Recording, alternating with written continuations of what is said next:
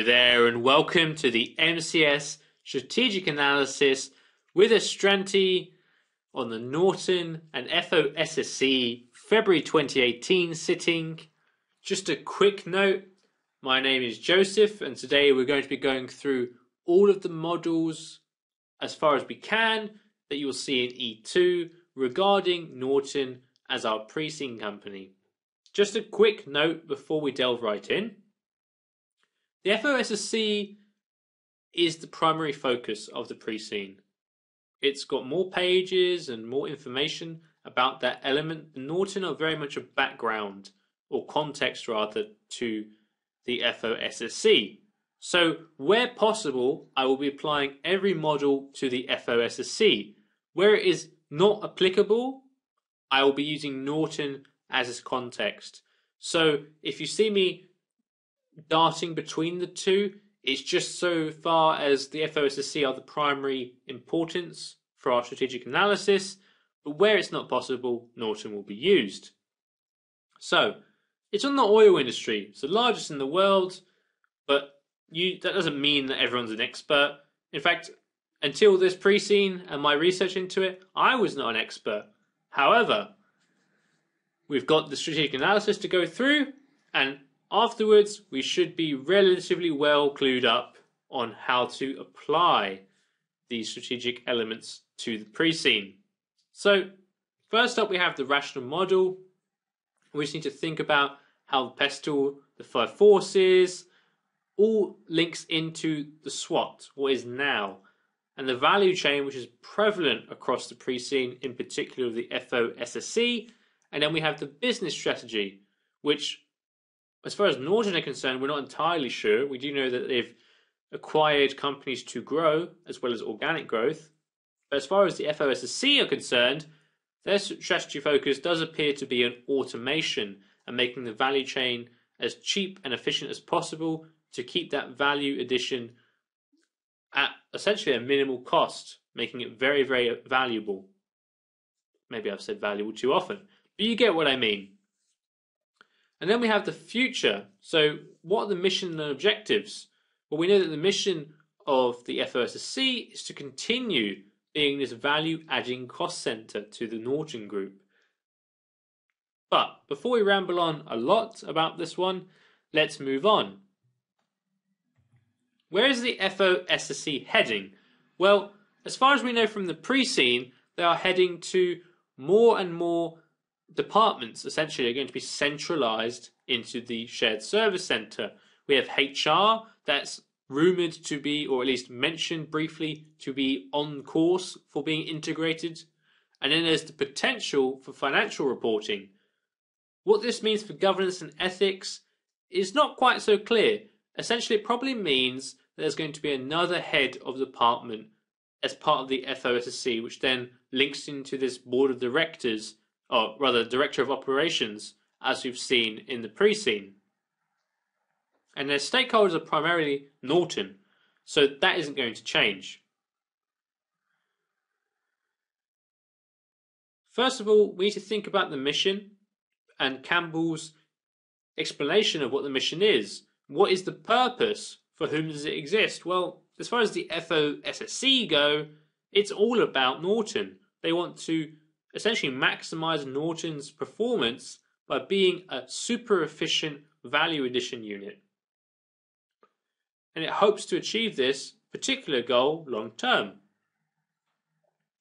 In terms of strategy, how will the organization compete? Well, there's not much competition as far as the FOSSC is concerned, and in Nortan we don't know too much. Values, again, quite silent because we are focused on the FOSSC, and policies, we know that they're very much focused on IT solutions and automation. You also need to think about the balanced scorecard. Performance measurement is also super important as part of the overall strategic analysis is involved, or concerned rather. We know that the balanced scorecard is used as part of the FOSSC, but we're only given the learning and growth aspects, as you can see on the right. Essentially, this will involve hours spent on training, the number of training projects, and also how many high-quality recruits. However, financially, as far as Nortan is concerned, it's about profit, return on investment, cash flow, and gearing. If we were to apply the FOSC briefly, it would essentially be how much value can they give to the Nortan Group as a whole whilst reducing their costs as a cost centre. As far as the internal perspective goes, amount of employees utilised at an efficient rate, so linking in the learning curve a little bit. On-time job completion, so targets hit rather. How many jobs were successful as far as projects are concerned. Completing under budget projects, which would be great because they are a cost centre.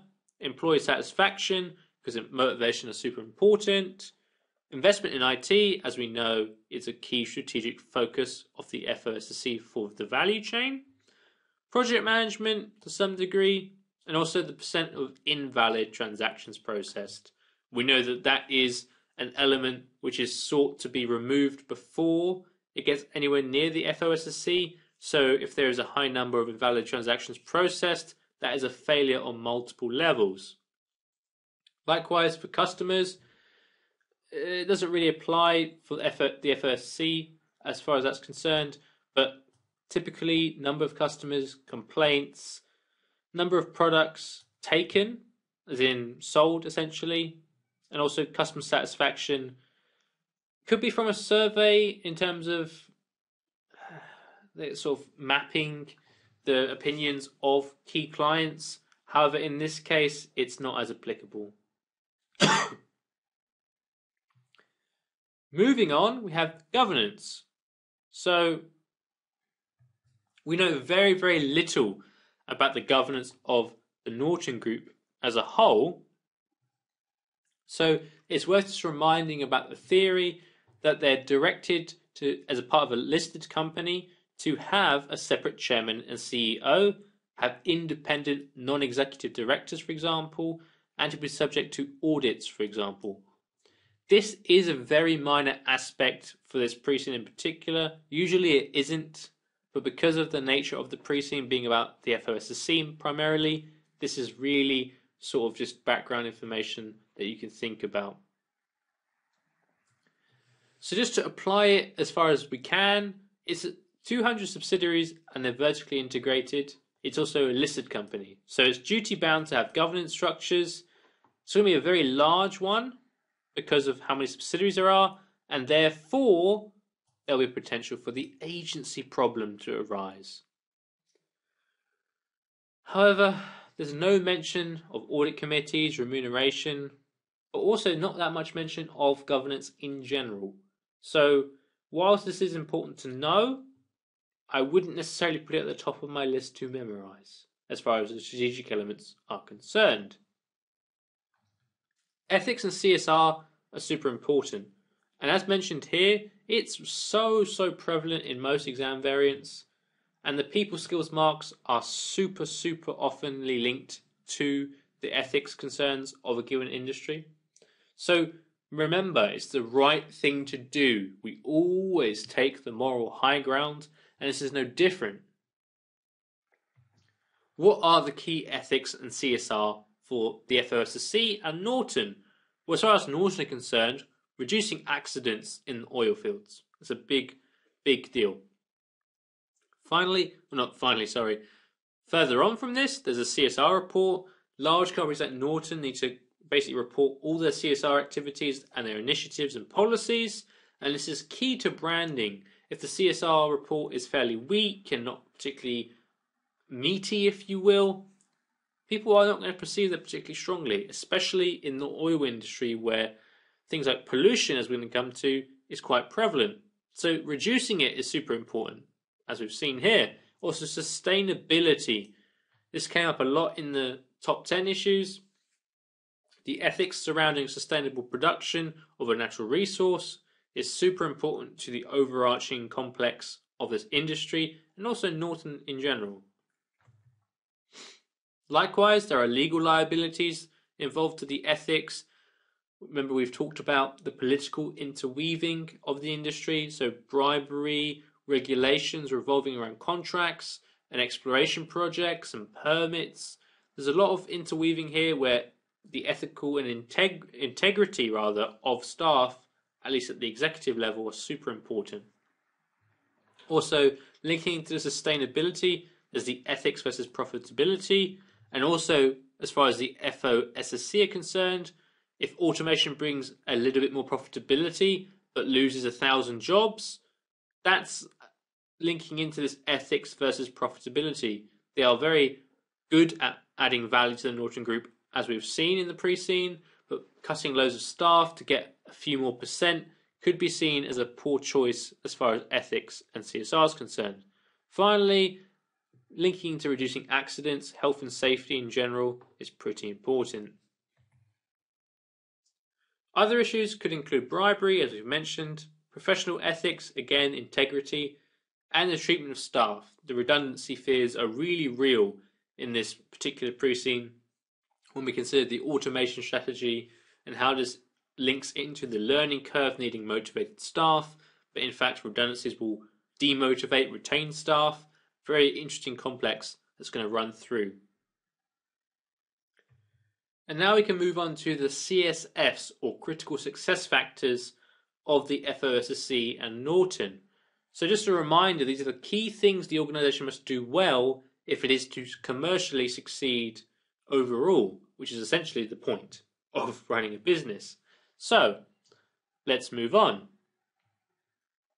The following are essentially what I would feel are the critical success factors in a very broad sense to the FOSSC.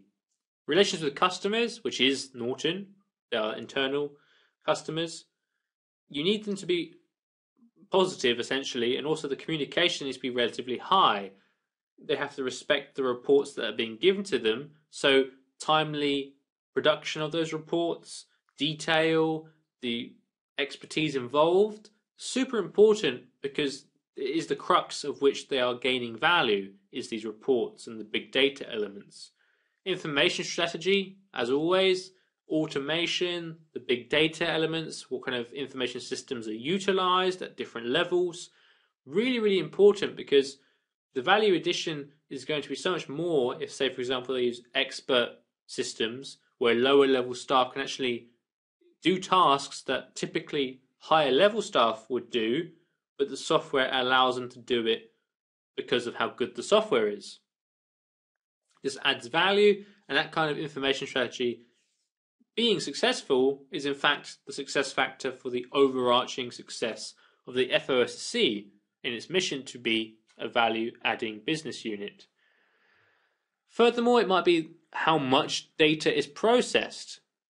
We know that the big data elements are essentially the crux of the FOSSC, so the amount of data processed is going to be a success factor. If the more that is processed, the more accurate reports can be produced and better decisions that can be made.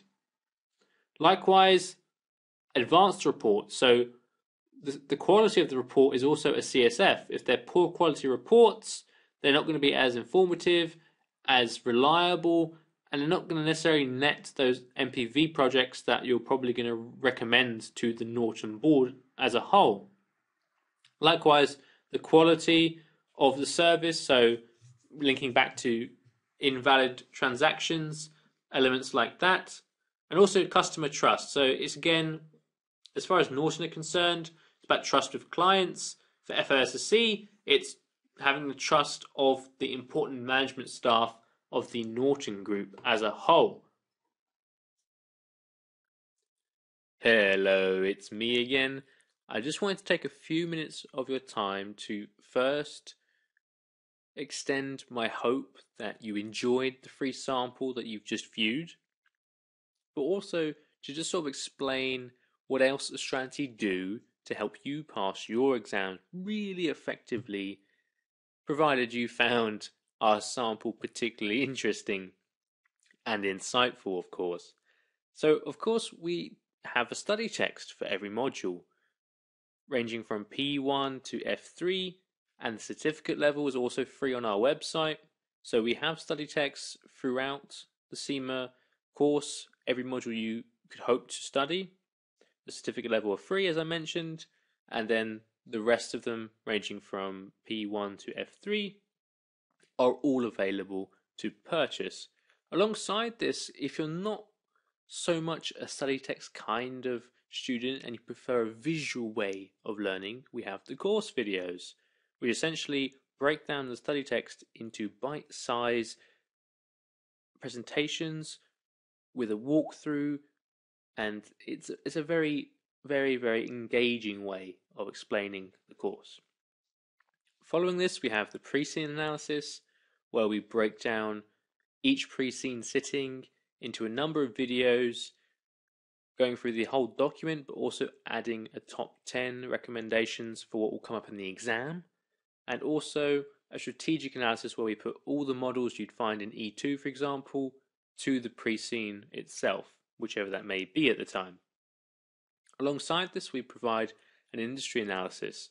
This is a document and accompanying video which help you give that contextual information in your exam. So for example, if the pre-scene is on the oil industry, the industry analysis will break down the oil industry, the current topics, trends, issues, what the competitive market looks like, all those kind of aspects, all condensed into one so you can spend your time wisely in your study period. Following on from this, when you actually want to practice all this knowledge, we have mock exams for all of our materials. So study text has a generic mock exam based on the module, whereas the pre-scene analysis has mocks available to purchase that are based on that specific pre-scene, that are targeted to the key issues we believe will come up. And if you're not content with just doing those mock exams and practicing that way, we have a marking and feedback system where you can purchase the ability to send in your paper, have it marked by a CIMA qualified accountant, and get personalized feedback on whether you can improve X or Y area. And sort of finally, if you will, if you're feeling really underprepared and that exam is coming really, really soon, the master classes are offered by Astranti, and they're essentially a crash course in anything you could want for that topic. So if it's a masterclass on the pre-scene, it's going to give you absolutely everything that you could possibly need to know about the pre-scene in one rather really condensed sitting. Likewise, if it was the F3 masterclass, you would have all of F3 gone through in a very crash course style presentation and video link. You can also purchase it post-stream as opposed to viewing it live, all these kind of aspects. And we are very, very confident that these materials will help you get the exam success that you want. So we have a pass guarantee. Provided you fill out a form which demonstrates that you have utilized our materials to a large extent and actually taken the time to study them, and you have unfortunately failed, we will offer you the same materials again for the next sitting as a consolidatory offer to ensure that you can get back on the horse and get that exam grade that you want. With that said, thank you very much for watching the sample video. I hope you enjoyed it and it gives you a lot of confidence in Astranti and your CIMA future.